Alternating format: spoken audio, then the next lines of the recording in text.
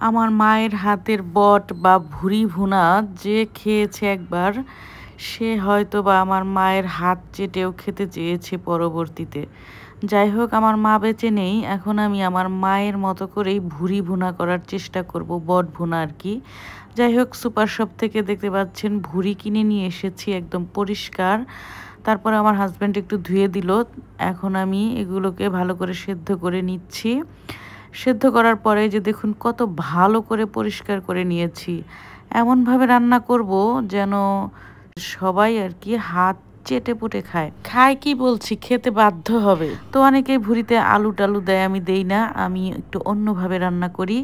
ভুঁড়ি পরিষ্কার করে নেওয়ার পরে পরে কয়েক মুঠ মানে একটু বেশি করেই পেঁয়াজ দিয়ে দিলাম। তারপরে এই যে দেখতে পাচ্ছেন আদা রসুন জিরা পেঁয়াজ বাটা সব কিছু এখানে আছে, এগুলো এখন দিয়ে দিচ্ছি। এগুলো ডিপ করে রাখি, এভাবেই আমি মানে অনেক দিন খাই আর কি এভাবে করে রেখে।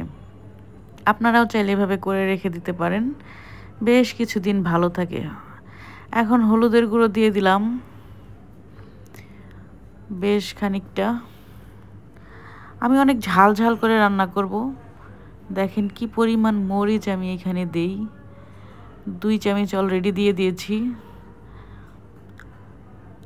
আরও 1 চামচ দিলাম। দেখেন অনেক ঝাল দেব, ঝাল ইদানিং এত ভালো লাগে কি বলবো। মানে আপনারা যদি একবার এভাবে খেয়ে দেখেন রান্না করে, সারা জীবনের স্বাদ ভুলবেন না। লবণও দিয়ে দিয়েছি দেখতে পাচ্ছেন। আমার মা ভুঁড়ি রান্না করার আগে কয়েকদিন আগে চুলার উপরে জাল পাড়তো, 2 দিন 3 দিন এভাবে জাল পাড়তো। জাল পাড়ার পরে মানে কোরবানির সময় আগে মাংস টাংস খাইতাম, তারপরে ভুঁড়ি 2-3 দিন জাল করার পরে ভুঁড়ি রান্না করে দিত। তো আমার মায়ের হাতের রান্না এত মজা ছিল, এমন কেউ নেই যে আমার মায়ের হাতের রান্না খেয়ে প্রশংসা করেনি। তো এগুলোকে মশলা দিয়ে ভালো করে দেখতে পাচ্ছেন মাখিয়ে নিচ্ছি। সব কিছু মশলা দিয়ে তারপর একবারে আমি পাতিলে উঠিয়ে দেব। এই যে দেখুন এখন আমি পাতিলে নিয়ে নিচ্ছি সব, ভালো করে এগুলোকে সেদ্ধ করে নিতে হবে। পরিমাণ মতো পানি দিয়ে দিলাম দেখতে পাচ্ছেন। আমি কিন্তু ধনিয়া গুঁড়া দিইনি, কারণ আমরা ধনিয়া গুঁড়া খুব বেশি খাই না। এই যে দেখেন বলক চলে এসেছে, কত সুন্দর। এগুলোকে খুব মানে ভালো করে সেদ্ধ করতে হবে কিন্তু।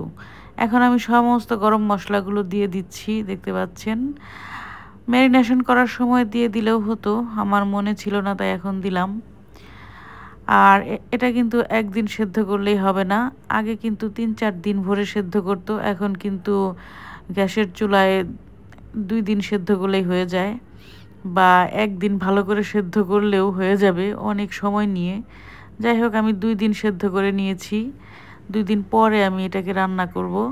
এই যে দেখুন ঝোলটাকে একদম এইভাবে কমিয়ে নিতে হবে, আর মশলাটাও কিন্তু পরিমাণ মতো দিয়ে দিতে হবে। আমি কিন্তু একদম ভাজা ভাজা করব, ঝোল ঝোল ভুনা করব না।